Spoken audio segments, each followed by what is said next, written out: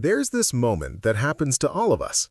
You've been outside for hours, maybe you've been working in the yard, or running errands on a hot day, or you just woke up with that particular kind of dry mouth that tells you you've been breathing through it all night.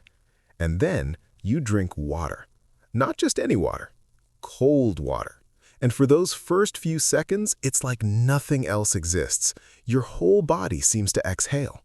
There's this overwhelming sense of rightness that's hard to put into words. But here's what's strange. If you drink that same cold water an hour later, when you're not thirsty, it's just water. Pleasant, maybe, but not transcendent. So what changes? The water is identical, the temperature is the same, but the experience is completely different. To understand this, we need to talk about what thirst actually is, and it's not what most people think. Thirst isn't just your body asking politely for water, it's an alarm system, one of the oldest, most primitive alarm systems your brain has. When you start to get dehydrated, sensors throughout your body begin detecting changes. Your blood is getting thicker. The concentration of salt and other substances is rising. Certain receptors in your mouth and throat notice they're getting dry, and all of this information gets sent to a tiny region deep in your brain called the hypothalamus. The hypothalamus is basically your survival control center.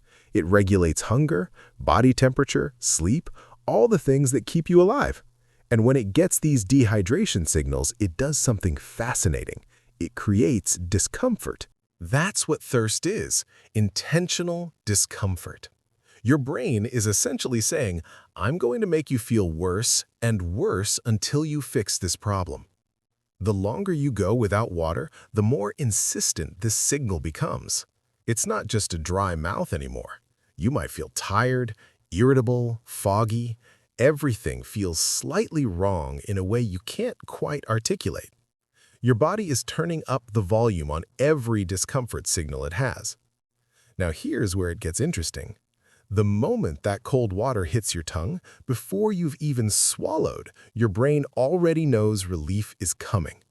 There are receptors in your mouth and throat that can detect temperature and moisture instantly. They send an immediate signal to your hypothalamus. Water incoming, problem being solved. And your brain responds immediately. We're talking milliseconds. It starts dialing down those discomfort signals before the water has even reached your stomach, before your body has actually rehydrated at all. This is why that first sip feels so intense. You're not just experiencing the physical sensation of cold water, you're experiencing the sudden absence of discomfort. You're feeling your nervous system shift from alarm mode to relief mode in real time. Think about it like this. Imagine you've been hearing a loud, annoying noise for hours. You've gotten used to it, but it's been creating this constant background stress. Then suddenly, someone turns it off. The silence doesn't just feel neutral, it feels amazing. It feels like a weight lifting. That's what's happening when you drink water while truly thirsty. But there's another layer to this. The coldness matters. Your body has specific receptors called TRPM8 receptors that respond to cold temperatures. When cold water activates these receptors in your mouth and throat, they create a sharp, attention-grabbing sensation. They essentially light up your sensory system. When you're not thirsty, this cold sensation is just a sensation. Interesting, maybe slightly pleasant. But when you're thirsty, when your brain is in that heightened state of we need water now, that cold sensation gets interpreted completely differently. It becomes deeply satisfying. It's like your brain is saying, yes, this is exactly what we needed. There's a psychological principle at work here that extends far beyond just water. It's called the contrast principle, and it shapes more of your experience than you probably realize. The contrast principle is simple. We don't experience things in isolation. We experience them in relation to what came before. A warm room feels pleasant if you've just come in from the cold. That same temperature feels stuffy if you've been there all day. A joke is funnier when you've been serious. Silence is more powerful after noise, and water is more satisfying after thirst. Your brain is constantly making these comparisons. It's measuring every new experience against your recent baseline. And the bigger the gap between discomfort and relief, between wanting and having, the more intense the positive feeling. This is why you can't recreate that best water I've ever tasted feeling on demand. You can't just decide to appreciate water more. The appreciation comes from the contrast, from the shift from one state to another. It requires the discomfort to come first. And here's something worth sitting with. This might be true for a lot of things that bring us satisfaction. The meal tastes better when you're actually hungry. The rest feels deeper when you're actually tired. The company feels warmer when you've been alone. But there's a flip side to this that's a bit uncomfortable to think about. Your brain is incredibly good at adaptation. Whatever state you're in tends to become your new normal, your new baseline. This is why that incredible feeling from the first sip of water fades so quickly. By the third or fourth sip, you're already adapting.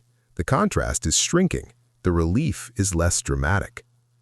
This same principle applies to almost everything else we pursue. The new phone that seemed so exciting becomes just your phone within a week. The raise that was going to change everything becomes your expected income.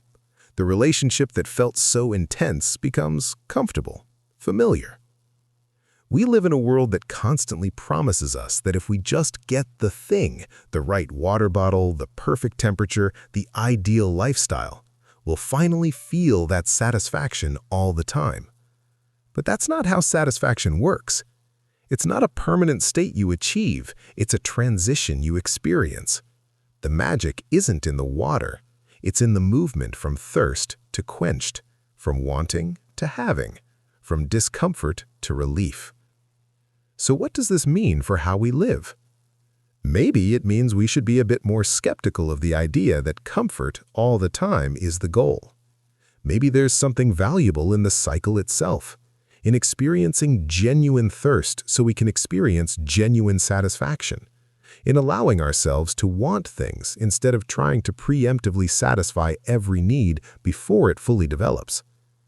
I'm not saying we should make ourselves miserable, but there's something to be said for letting the discomfort build sometimes, for waiting until you're actually hungry to eat, for letting yourself get tired before you rest, for putting your phone down long enough that you actually miss connecting with someone.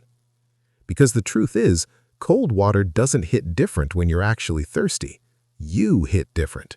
Your experience changes. And maybe that capacity to shift from discomfort to relief, from wanting to satisfaction, maybe that's where a lot of the richness of being human actually lives. The next time you take that perfect sip of cold water, pay attention. Notice that you're not just drinking, you're completing a cycle. You're experiencing one of the most fundamental patterns of existence, the movement from need to fulfillment. And maybe that's enough.